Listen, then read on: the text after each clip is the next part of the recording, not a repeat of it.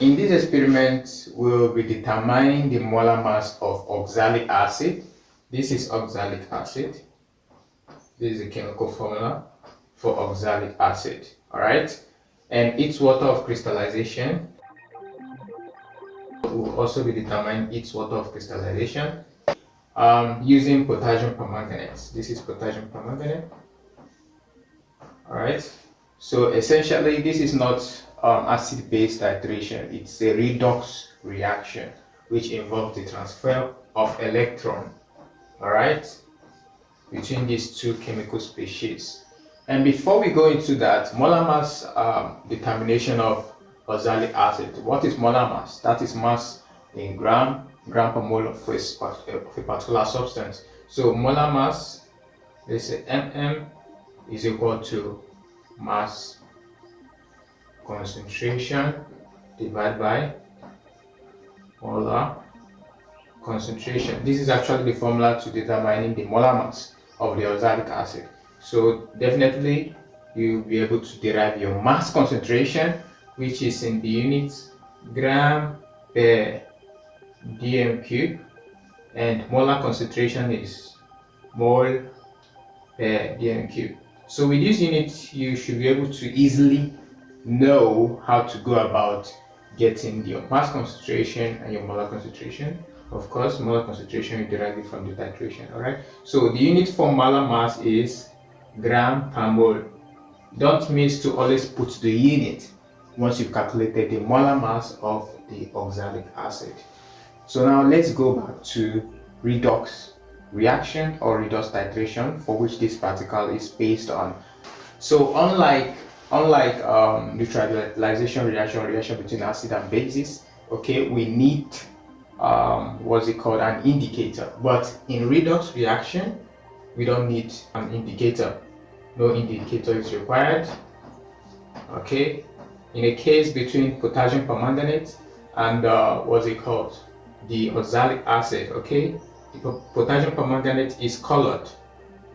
It has a purple coloration, and this is, you're going to put it in the burette. All right, so, and your oxalic acid, all right, will be in the conical flask. Oxalic acid, okay, let me just write the chemical formula so you can see. So the permanganate is colored. We don't need an indicator, unlike the acid and bases, where the acid and base are all colorless. So you need an indicator to actually determine the endpoint.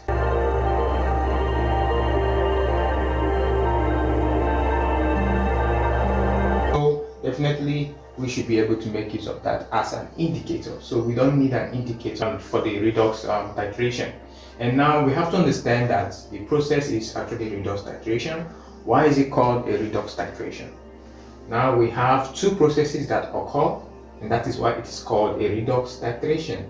We have reduction, and then we have oxidation.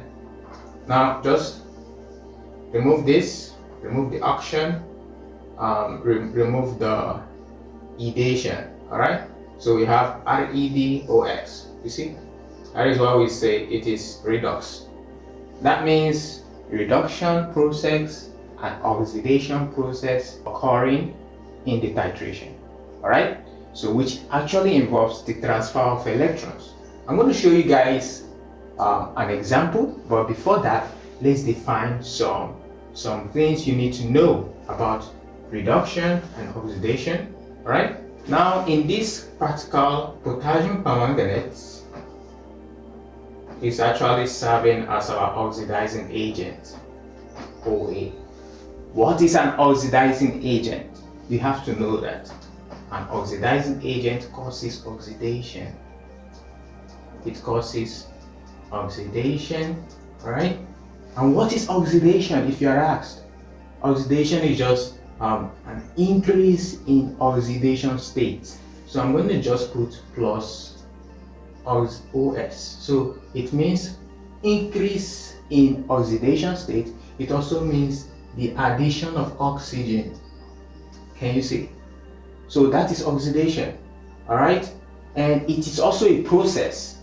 Alright, it is also a process. Let me write process of electron loss. It's a process of electron loss, and it is also a process of hydrogen removal of hydrogen. All right, can you see that? That is essentially what oxidation is and what an oxidizing agent does.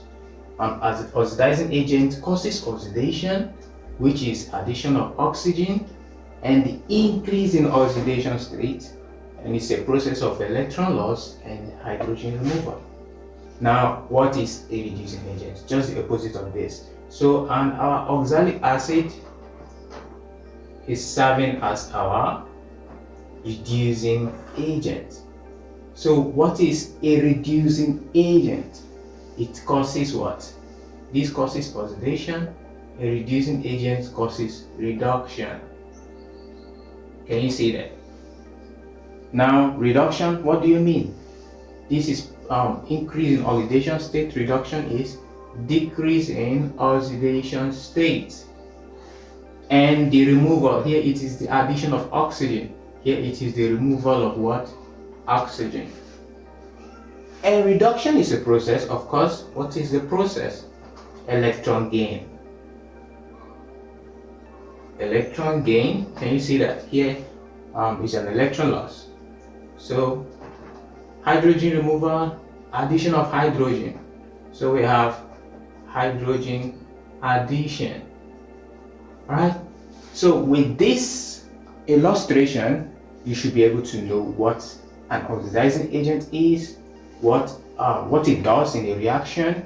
So if you observe a redox reaction, you could actually tell, okay, this is the oxidizing agent, this is the reducing agent. Why? Because if you compare the reaction, you could see there's possibly a species that is being reduced, in the sense that there is a decrease in oxidation state or increase in oxidation state, and what have you. Okay, I'll be giving you guys a simple example to illustrate this before we go back to the experiment, so that you understand what this concept of redox titration is all about. Okay, so let me make use of this example. Say we have this chemical species. All right, this is the chromic ion. Let's say we have plus SO, let's say sulfate, giving us Cr3 plus SO4 2 minus. Now, all redox reactions either occur in an acidic or in a basic medium. Okay, now look at this reaction very well. The only way we could tell which is the oxidizing or the reducing agent is by looking at the left hand side, which is the reactant side, not the product side. Now, one of the rules for knowing the oxidation state, because that's the only criteria we can use actually easily to know which is an oxidizing agent and which is the reducing agent. All right, now let's take an illustration. If we have a neutral atom as this, the oxidation state is 0, is the rho, is neutral. Now if we have this same atom in its ionic state, the oxidation state here is plus 3. So that is it, not 3 plus. Okay, with that being said, how are we going to know the oxidation state of chromium, which gave 3 plus here, which is oxidation state here, plus 3. You see, it is the only chemical species here, so that means the oxidation state of chromium here is plus 3 automatically, right? Alright, so what is the oxidation state of chromium here? How do we do that? So we follow the rules. Alright, so we have 2. We want to know the oxidation state of chromium. Let's designate it with an unknown. Plus, this is 7. Oxygen is minus 2. The rule says take the total charge, equate it to the total charge. So this is minus 2. So I have 2x minus 14. Plus minus is minus, so we have equals to minus 2. Right? So 2x will be equal to minus 2 plus 14, because minus goes over to the other side. So we have 2x let me write this clearly. Minus 2 plus 14 is plus 12, right? So divide both sides by 2, divide both sides by 2. So our oxidation state is plus 6. Note, this is not 6, this is plus 6. Alright? Now that means the oxidation state of chromium here is plus 6. I'm going to wipe this off and then I'm going to put plus 6. Can we see that? So from plus 6 to plus 3. From plus 6 to plus 3. Can you see that? We've been able to decipher that chromium is undergoing oxidation states plus 6 to plus 3. How about this reactant here? So we do the same thing. What's the oxidation state for sulfur here? So we don't know what it is. So X is sulfur plus 3 oxygen. Oxidation state of oxygen is minus 2 equal to total charge is minus 2. So I have X plus minus is minus. 3 times 2 is 6 minus 2. So X will be equal to minus 2 plus 6. Minus 2 plus 6 plus 4. So that means the oxidation state of sulfur here is plus 4. So I'm going to have plus 4 here. Can you see that? Alright. How about the last one? The sulfur is X, right, which we're looking for. 4 atoms of oxygen minus 2 equals what the total? Minus 2. So X minus 8 equal to minus 2. X is equal to minus 2, crosses over, changes the sign. Minus 2 plus 8 is plus 6. So here it is what? Plus 6. That is done. Now look at it very well. We have two things happening. What is happening to chromium? Reduction. Plus 6 to plus 3 is reduction. So the process here is reduction. What is happening to sulfur? Plus 4 to plus 6. Increase in oxidation state. That is what? Oxidation. So this process is oxidation. We've defined that earlier. And what causes oxidation? From our previous illustration, what causes oxidation? An oxidizing agent causes oxidation. So which of them is undergoing oxidation? This guy is undergoing oxidation. This species is undergoing oxidation. So if this is undergoing oxidation from plus 4 to plus 6, who is responsible? This guy. Alright? So this guy is our oxidizing agent. Alright, because the oxidizing agent causes oxidation of the other chemical species. Now, what is happening to this chemical species? Reduction. Plus 6 to plus 3 is reduction. Alright, so who is responsible for the reduction of this chemical species? This guy. So this reduction process is as a result of this chemical species here. So this is serving as our reducing agent. The reducing agent causes reduction of the other chemical species, and oxidizing agent causes oxidation of the other chemical species. Can you see that? So this is basically one way to illustrate for you to understand redox reaction. So we'll not be going into the other parts balancing right now. So let's go back to our experiment, knowing this little background. So like we've said earlier, we're going to have two solutions. Solution A. Solution A is your oxalic acid. Remember? So solution B is your potassium permanganate, which you would introduce into the burette. Alright? Then this is a standard solution. Standard solution of this will be given to you. That means we know the concentration. It's a standard solution. Alright?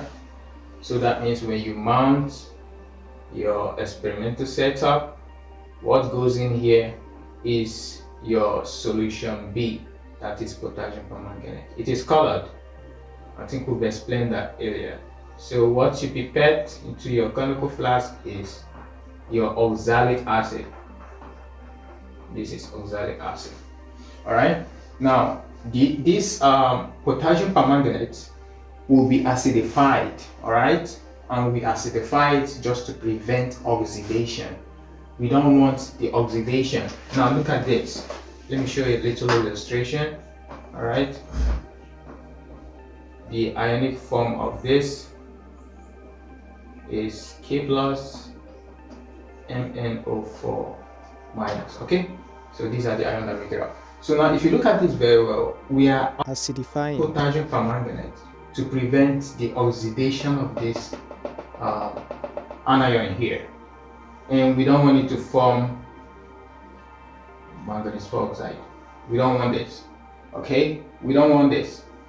So that is why we acidify it, to prevent oxidation but to promote reduction. So that means we want the anion here to give us the cation, and this is a reduction. So we are acidifying to prevent oxidation of this to this, but to promote the reduction of this to manganese 2 ion.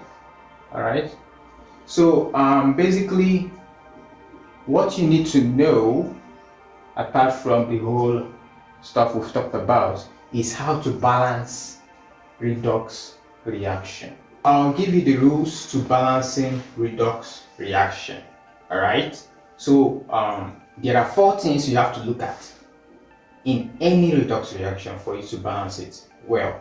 Now I have actually let's derive an acronym for it, which is H2CO. You can call that HACO. Hydrogen means, H means hydrogen.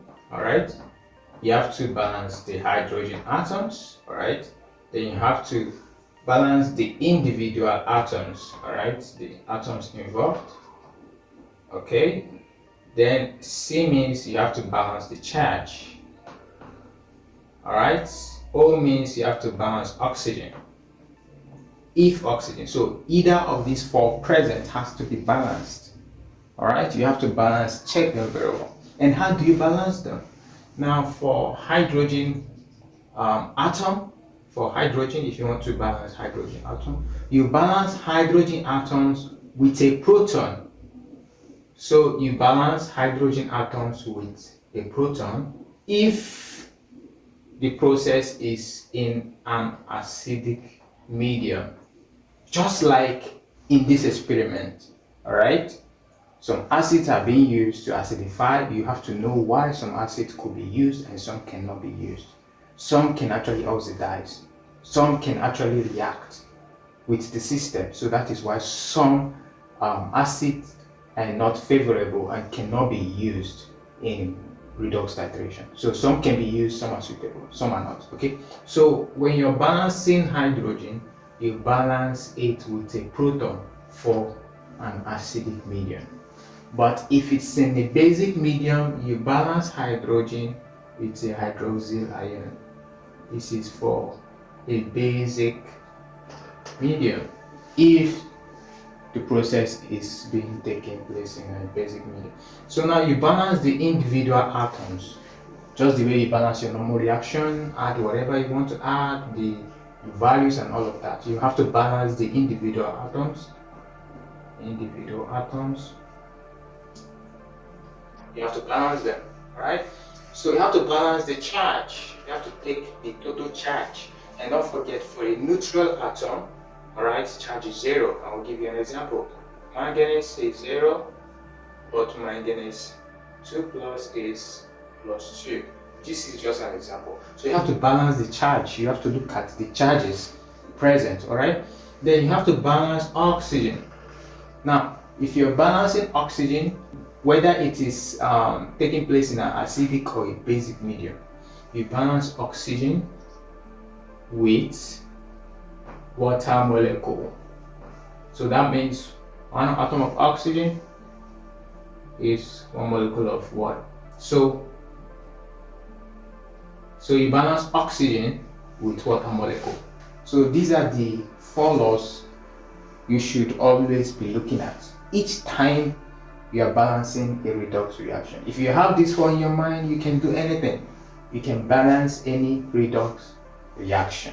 Alright, so we would be looking at the redox reaction for this particular experiment and to balance it and to show you how you can balance it. First of all, you have to write the unbalanced reaction for the permanganate. Alright, we already know how this came about, the manganate ion. Alright, so you'll be given the reaction, the half cell reaction, okay? And this is coming from the potassium permanganate. Alright, the anion and cation breaking up, but this is essentially the process. So now, and we'll be given that of the oxalic acid. Alright, so C2O4 2 minus. Here is carbon dioxide. This is coming from the oxalic acid.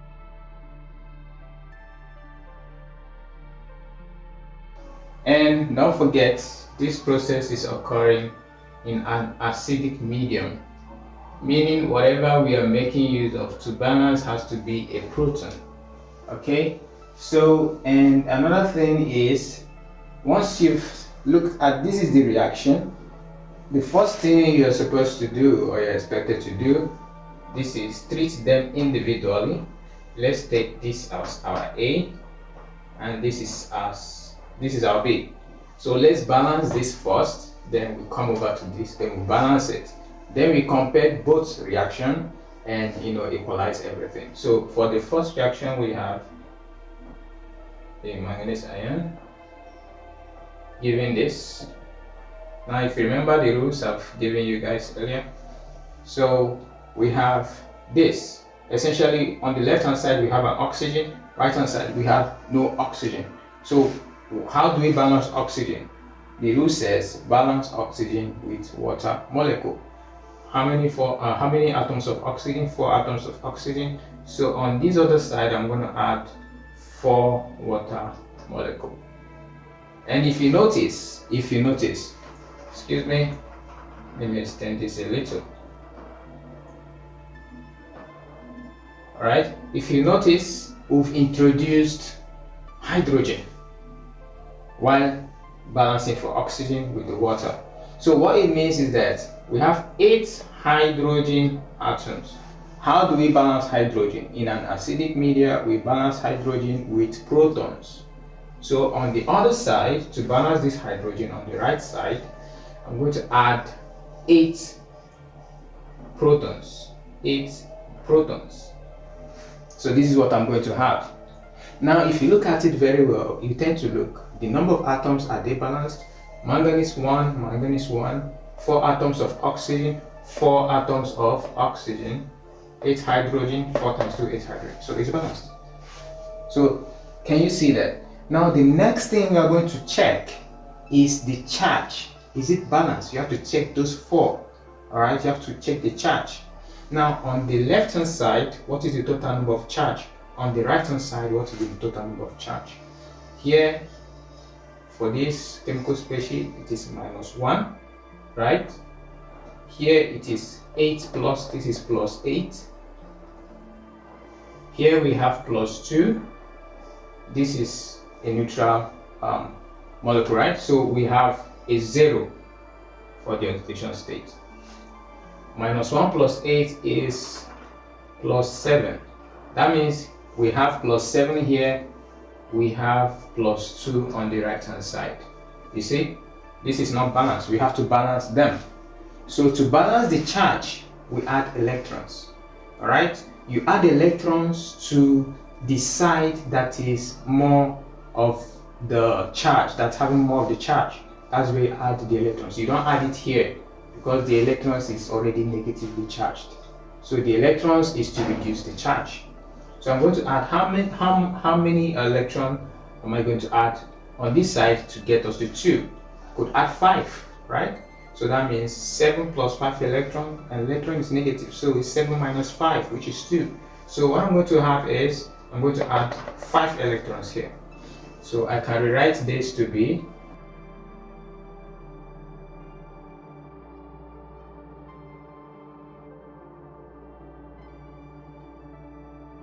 So you can see that this essentially tells you that this reaction is balanced, and it's easy for you to check. We've checked the atoms before. Let's check the total charge. Are they balanced now? Yes. -1 plus 8 is +7. 7 minus 5 is +2. You see, it is balanced. So we've been able to balance the first half cell reaction. As if you can remember what is happening here, this is undergoing reduction.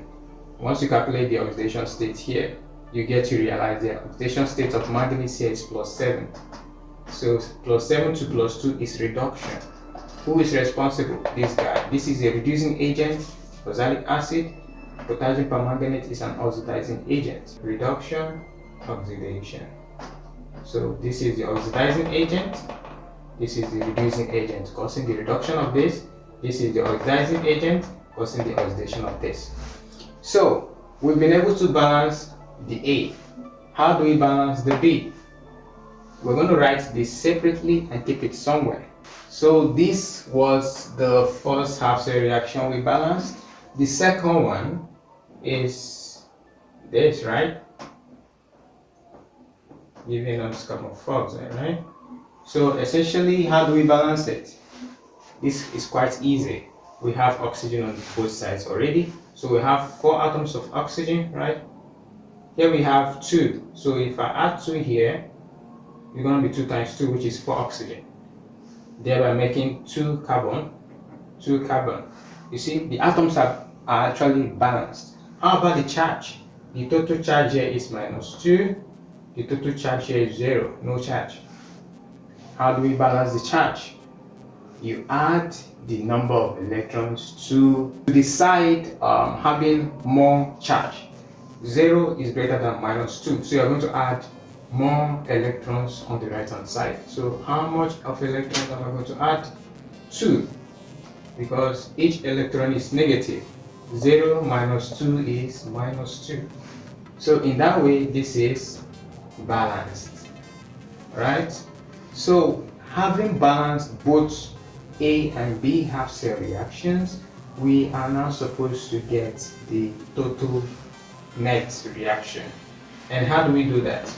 So what we need to do is take a look at the number of electrons, 5 here, 2 here.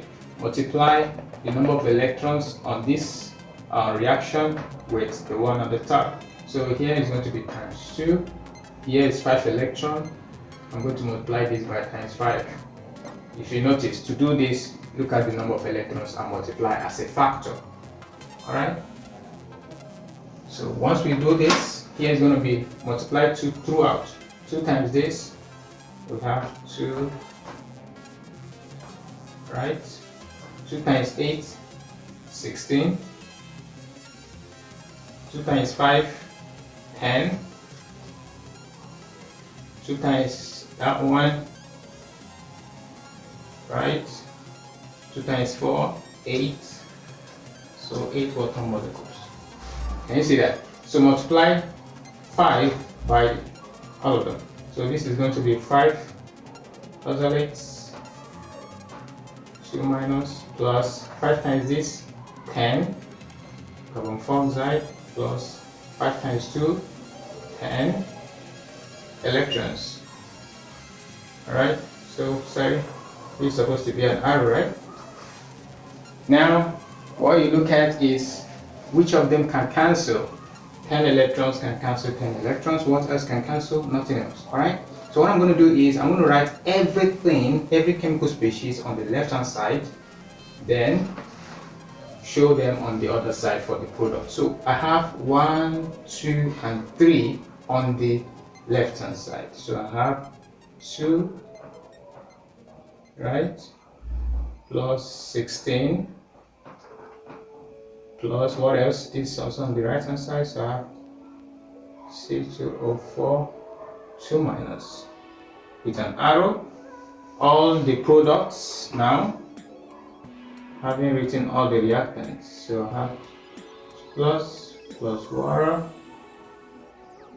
plus what else? Carbon dioxide, 10, CO2, right? So this is our net reaction. This is our final. It is balanced now. So if you want to check or cross-check, basically it's easy when you look at the charge. What's the total charge on the left? What's the total charge on the right? Check the number of atoms, check the number of oxygen, hydrogen, and all of that, okay?